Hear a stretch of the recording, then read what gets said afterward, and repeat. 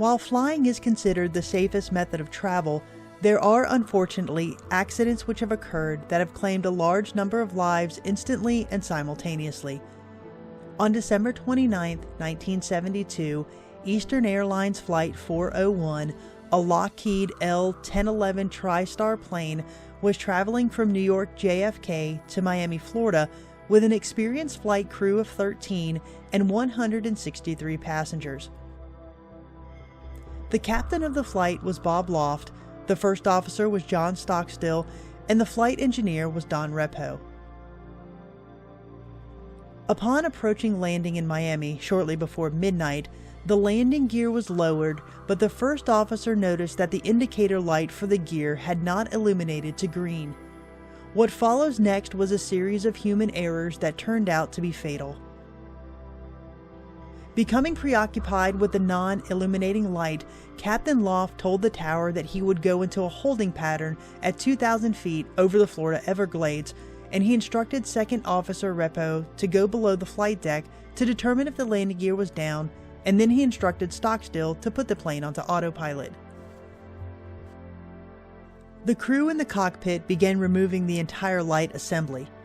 After about 80 seconds, Captain Loft inadvertently switched off the autopilot when he hit the yoke, which caused the plane to slowly start descending. The plane's warning alarm sounded, but with Engineer Repo being below deck and the others being preoccupied, no one in the cockpit heard the alarm as the plane sank lower toward the ground over the pitch-black Everglades. The tower controller only asked, "How is everything going out there?" This very innocuous statement was lost on the pilots, considering the controller was actually trying to determine why the plane was losing altitude. The final transmission from the cockpit was as follows. Stockstill: "We did something to the altitude." Loft: "What?" Stockstill: "We're still at 2,000 feet, right?" Loft: "Hey, what is happening here?" 10 seconds later, the jetliner crashed in the Everglades, killing 101 on board. Miraculously, 75 passengers and crew members survived. During the investigation into the crash, the landing gear was found to have been fully lowered. The indicator light in the cockpit was merely a blown bulb. Human error by flight crew was determined to be the cause of this deadly crash. But if legends are to be believed, the spirits of Captain Bob Loft and Engineer Don Repo, both of whom were killed, would return to try to atone for their errors in judgment by protecting other flights.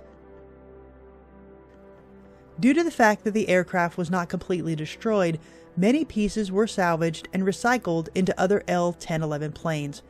Soon after, stories from passengers and crew members on those aircraft began to emerge. For example, in 1973, it was reported that a flight crew boarding their aircraft noticed a pilot already in the cockpit. The boarding crew talked to this pilot before he completely vanished. This caused the crew to become so shaken that the flight was canceled. Not long after, a flight engineer boarded to perform his pre-flight check when he noticed the figure of Don Repo already sitting in the cockpit. Before disappearing, the apparition reportedly stated, "You don't need to worry about the pre-flight, I've already done it." Weeks later, another captain was checking his instruments when a man appeared beside him and said, "There will never be another crash of an L-1011. We will not let that happen." The captain recognized Don Repo's face before the figure disappeared.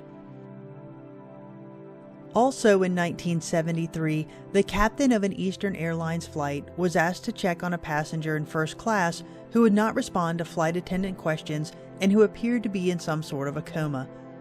When the longtime Eastern Airlines captain approached the passenger, the captain recognized the passenger as his former colleague and exclaimed, "My God, it's Bob Loft."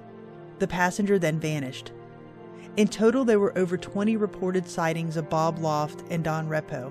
And while these stories persisted for nearly 2 years, so much so that a book and a movie were created about the stories, Eastern Airlines denied all of these claims.